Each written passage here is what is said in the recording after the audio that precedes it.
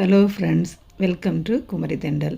இன்றைக்கி நம்ம என்ன பார்க்க போகிறோன்னா, கொஞ்சம் வித்தியாசமான முறையில் தேங்காய் சட்னி எப்படி பண்ணுறதுன்னு பார்க்க போகிறோம். இது வந்து இட்லி தோசைக்கு மட்டுமில்லை, அடை தோசை, அப்புறமா எல்லா வடைகளும் கூட சாப்பிட்றதுக்கும், போண்டா கூட சாப்பிட்றதுக்கும் ரொம்பவே சூப்பராக இருக்கும். வாங்க இது எப்படி ரெடி பண்ணுறோன்னு பார்க்குறதுக்கு முன்னாடி நீங்கள் இன்னும் நம்ம சேனலை சப்ஸ்கிரைப் பண்ணலைன்னா குமரி தெண்டல் சேனலை சப்ஸ்கிரைப் பண்ணிக்கோங்க. மறக்காமல் பக்கத்தில் இருக்க பெல் ஐக்கானையும் கிளிக் பண்ணிக்கோங்க. இப்போ இந்த சட்னி பண்ணுறதுக்கு ஒரு மிக்ஸி ஜாரில் உங்களுக்கு எந்த அளவுக்கு காரம் வேணுமோ அந்த அளவுக்கு மிளகாய் சேர்த்துக்கோங்க. இது கூட 4-5 சின்ன வெங்காயம், அப்புறமா 2 பல் பூண்டு, இது கூட 2 கைப்பிடி அளவுக்கு துருவின தேங்காய் இவ்வளவும் சேர்த்துட்டு 2 ஸ்பூன் அளவுக்கு பொட்டுக்கடலையும், இது கூட 2 ஸ்பூன் அளவுக்கு வறுத்து தோல் எடுத்த நிலக்கடலை இதையும் சேர்த்துக்கோங்க.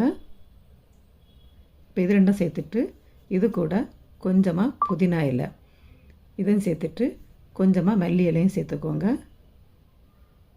இவ்வளோ சேர்த்ததுக்கப்புறமா இது கூட ஒரு அரை ஸ்பூன் அளவுக்கு சீரகம் இவ்வளோ சேர்த்துட்டு இப்போ இதுக்கு தேவையான அளவு உப்பு இதையும் சேர்த்ததுக்கப்புறமா இப்போ இதுக்கு தேவையான அளவு தண்ணி கொஞ்சமாக சேர்த்து நல்ல பேஸ்ட் மாதிரி இதை அரைச்சி எடுத்து வச்சுக்கோங்க.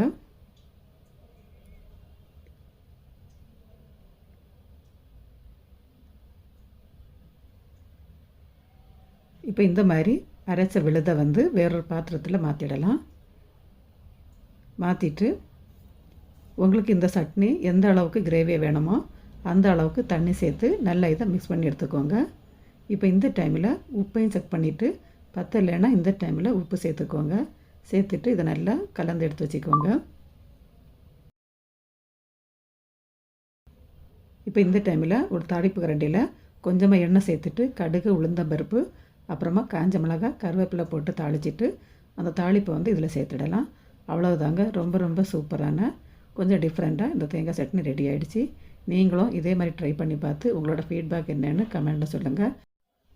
மீண்டும் இன்னொரு ரெசிபியோடு உங்களை சந்திக்கிறேன். நன்றி, வணக்கம்.